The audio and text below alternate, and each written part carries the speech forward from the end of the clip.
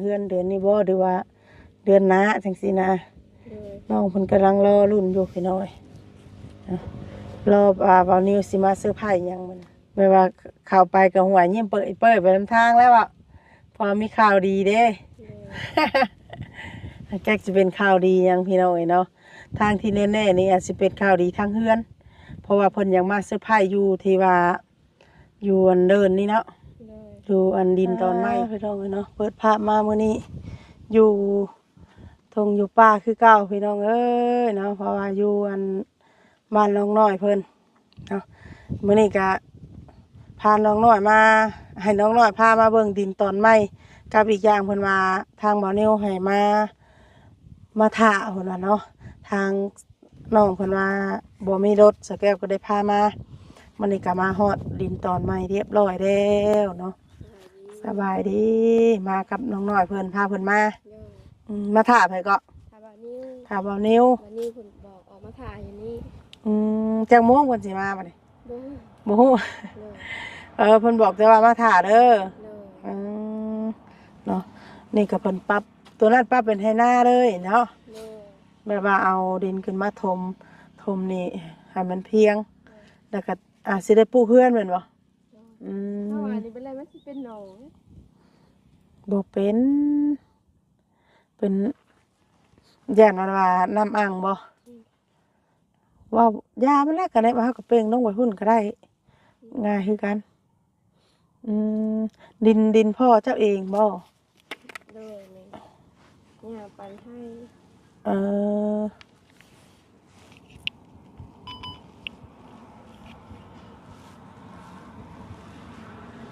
แบบว่าดินทั้งมูลพ่อเนาะตัวที่เจ้าอยู่เพิ่นน่ะดินมูลแม่ต้นยังนี่ต้นหมกเป็นเอาเป็นหมากเลยได้เนาะหมกเป็นสุกแล้วเฮ้ยเจ้าพี่น้อยมีต้นหมกเป็นบ่ต้องอันนั้นมันเด้อเป็นเด้อบ่ต้องบักเอาไว้กินส้มกินเมี่ยงดินบล็อกกับมาไว้พี่ได้บ่น่ะไปย่างไปเบิ่งให้เพิ่นพาไปเบิ่งก่อนพี่น้องเนาะเพราะว่ามาฮอดดินฮอดดอนฮอดดินไม้เพิ่นแล้วฮอดดินไม้คนละว่าใส่อันว่าเสาอ่ะ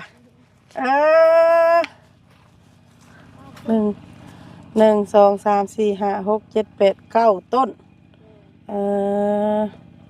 ถือว่าเพิ่นเอามาไว้พี่เลยเนาะ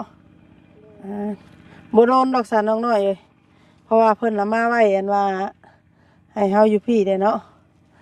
ดินบล็อกกะ500ก้อนแต่ว่าปูนนี่เพิ่นเอาไว้พุ่นแม่นบ่เพราะว่าปูนนี่ย่านคนรักเนาะปูนกับเด็กแนวไว้พุ่นอันนี้เถียงหน้าไผนี่ผู้ที่เพิ่นมาเฮ็ดนาน่ะบ่มันเพ่เพิ่นเฮ็ดที่สุดกันจุเจ้าเราบ่ได้มาเฮ็ดเทื่อบ่นานี่บ่แปลว่ามันบ่พอหลายจังซี่เนาะพอดีชุดใช้สนาพอจ้ะนะขาหัวแล้วหัวนี่แล้วก็ลูกพอดเนาะไอ้ขานี่ถือว่าบ่กว้างปานใดเนาะฮอดขาอุ้มนั่นขึ้นมาพี่หน้าผู้เล็กละน้อยพี่น้องเนาะดินบล็อก500ก้อนกองกันทางผู้ใหญ่ทางใดคนนี้ลุงนวดเสาได้จ้ะหลายคนบอลลี่บอลนิวบอลตูนบอลยาวมีหลายคนสมทบกันเนาะถือว่าดินบล็อกนี่มีแต่ลุงนวดดีใจน้ำเพิ่นพี่น้องเนาะมาเบิ่งกันดินตอนไม้ของน้องน้อยพอดีได้โอกาสเลยตะกี้ว่าเห็นเลยเด้สิได้เห็นดินตอนไม้เพิ่นนี่ว่าได้พอดีอันว่าทางบ่อนิวเพิ่นว่าสิเข้ามาก็เลยพาน้องน้อยมาเนาะขี้ง้อย่างก็บ่แม่นใกล้ปานใดเนาะไกลพาย่างมายังบ่ครึ่งซ้ํแม่นคันว่านั่นน่ะเจ้าก็ย่างขึ้นมาอยู่บ่เคยย่างอยู่บ่ แปลว่ามาจอบเรื่อยอยู่บ่นี่ถ้าว่าสมมุติว่าทีมงานบ่เข้ามา อยู่ทุกวัน พ่อก็มาจอบน้ำอยู่เพราะว่าย่านดินบ่เฮียเนาะก็แม่นอยู่มันหลายถ้าว่าเอาไปก้อนหนึงมันก็เฮาก็สิฮู้อยู่เนาะแต่ก็เลี้ยงไว้เด้แถวนึงนี่30มันก็เลี้ยงไว้แต่คือว่าอะไรเจ้าว่าขโมยก็สิบ่หลายปานใดดอกเพราะว่ามันก็แคมทางอยู่เลยนี่คันแคมทางเลยเนาะถ้าว่าปลูกไว้หยังก็น้องน้อยก็มาอยู่พี่ก็ถือว่าโอเคอยู่เพราะว่ามันแคมเถาะแคมทางเฮาค้าขายเนาะค้าขายสบายฮอดสุดทางพุ่นเหรอเลินน่ะบ่ไปขาก็ไม่เชื่ออันนี้ขาดินนี่เอาค่าทางพุ่นก็บ่แม่นดิให้น่ะก็ของพระเจ้าให้น่ะเอ้าคนละว่าสุดทางเลยบ่แม่นเขาว่าเอาคันสุดทางไปยังคือบ่ทางหันเป็นเลยหั่นนะดินพระเจ้าเข้าไปยังอันนี้มันในตามหลังกันยาไปเด็กน้อยมาแต่สุยพระเจ้าไปลินมาลินไปสุยอันนี้ได้ในพวกวัยรุ่นพวกนักเรียนพระเจ้าไปลินไปสุยสุยไปน้ำใต้นี่บนเขื่อนนี่พอจังหวัดตามหลังกันมาเซลเจ้าก็เคยไปบ่ได้ยินแต่มูว่ายังไม่เคยไปจักเทื่อคิดอยากไปอยู่บ่อยากไปแต่ว่ามีรถไปแบบเฮาอยากรถเนาะกับอีกอย่างคันสิไปน้ำหมู่ไปอยู่ในบ้านถ้าสิบ่ได้คอยไปน้ำหมู่ตัวนี้แล้วเนาะอยากไปวัดมหาโชคหาได้ยังอยากไปวัดมหาโชคเจ้าคือบ่ให้บ่นิ้วพาไปบ่พาข่อยไปแน่จะลองข่อยอยากไปวัดมหาโชคว่าสิยังบ่ได้ไปจักเทื่อบ่โอ้ยเนาะอยากมีรถใหญ่เด้พาน้องน้อยไปวัดมหาโชคกระจ่างนี่ไปก็บ่ได้ไกลปานใดเนาะเพราะว่ามันก็อยู่มอแล้วนะอันนี้มีรถจักรโอ้ยคันมีรถใหญ่นี่ป้าโตเนาะพาน้องน้อยไปเที่ยววัดมหาโชคเราบ่เคยไปจักเทื่อครั้งแรกก็ยัง ได้ยินแต่ชื่อบ่เคยไปแบบคันช่วงสงกรานต์ไปดินทางใดบ่ได้ไปอยู่บ้านบ่ได้ไปซะอีกอยู่บ้านมันก็บ่มีหมู่แล้วไปลิ้นก็จะไปลิ้นแบบไรจักสิไปลิ้นอยู่ไสอยู่บ้านก็คือกันจังเราไปดินอยู่สู่อยู่หยังน้ำหมู่แล้วบ่เคยไปจักเทื่อแล้วมันแบบว่าเฮาบ่ได้นั่นเนาะคือว่าเฮาบ่แสวงหาคันเฮาแสวงหาได้เบิดไปเลยเนาะอันนี้น้องเพิ่นว่าเป็นคนเงียบๆแน่คนบ่ค่อยไปทางใดเป็นสาวบ้านป่าเห็นบ่ สาวงามบ้านป่าพี่น้องอีเนาะ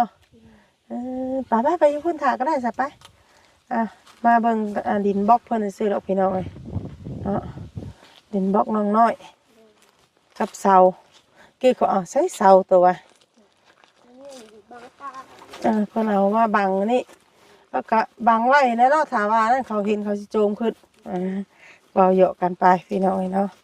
ก็บ่เฮียดอกมันบ่แม่นของสิเฮียง่ายๆต้องมาเป็นสุกแล้วเฮ้ยแซ่บบ่ยังเป็นสุกเฮ้ยบ่อยากซีนเด้เนาะเป็นอะไรมันไม่แต่สูงเลยมันเอาบ่ถึงมันสูงแล้วโอ้ไปหน่อยต้องเป็นสุกแล้วนี่เนาะอันนี้นี่ปลาบิ๊กอันของรัดบ่นี่กะเป็นดินรัดถือว่าสุดทอนว่าดินนี้เนาะแต่กี้ข้อยคิดว่าสุดพุ่นได้ก็เอาเพิ่นคือบ่ทางคือบ่บักเลยว่ะพอดีปลูกในหน้าบ้านเรามานี่เลยเนาะก็คักอยู่เลยพี่น้องเนาะดินตอนไม้ของทางน้อยๆนี่อยู่แคมทางอยู่แคมทางใกล้ทาง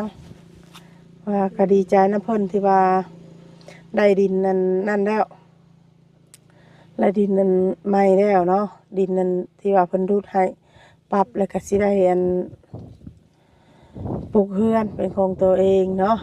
เพราะว่าตอนนี้เพิ่นก็อาศัยอยู่ไร่อยู่นายังบ่มีเฮือนมีซ่าน แต่ว่าตอนนี้ก็ยังรอถางบแต่ว่าเพิ่นสิมา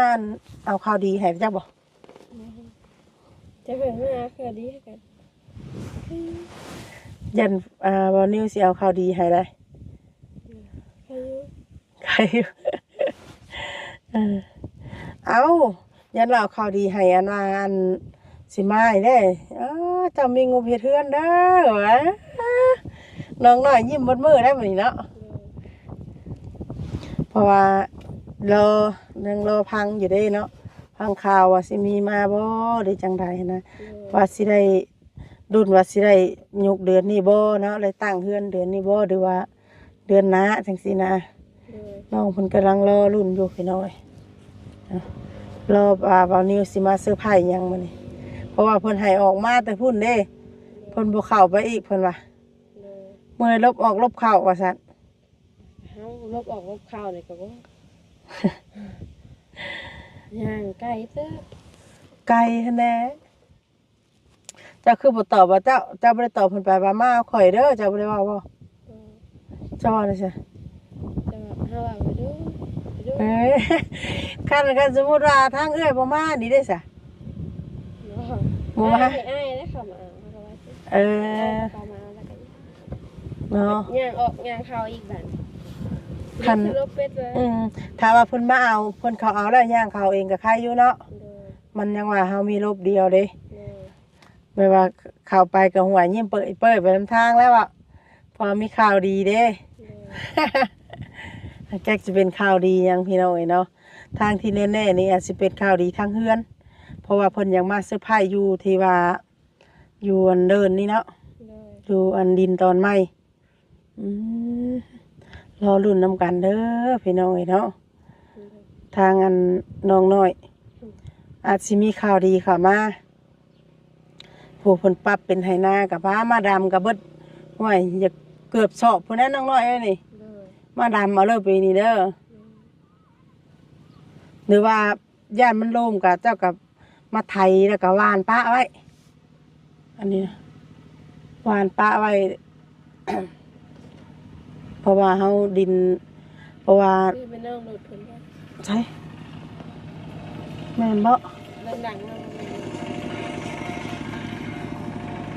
บ่แม่นโอ้ยรุ่นวานิวนี่ก็พอแห้ง เออเนาะ11 โมงไงได้นี่พี่น้องเอ้ย เพิ่นบอกมันจะได้จักโมง เพิ่นบอกเพื่อเจ้าเตรียมเด้ เด้อ เพื่อเจ้าเตรียมเพื่อเจ้าหยังเด้ยันว่าเพื่อเจ้าย่างเข้ามาเพิ่นว่าจังซี่นะ เด้อ เนาะบางทีอธิษฐานโอ้เพื่อน้องน้อยย่างออกมาก็เตือนไว้ก่อนนั่น เด้ นะ อ วันนี้พักแล้วไม่เสียไปใช้นางวันนี้ เฮ็ดละหัว มือละหัว เด้อ มือเฮ็ดพื้นน้องเตาพุ่นนะผู้เนาะ มือเฮ็ดพื้นแบบมันห่าวกับถ้าบ่มีเตากับพันเอาเนาะ เด้อ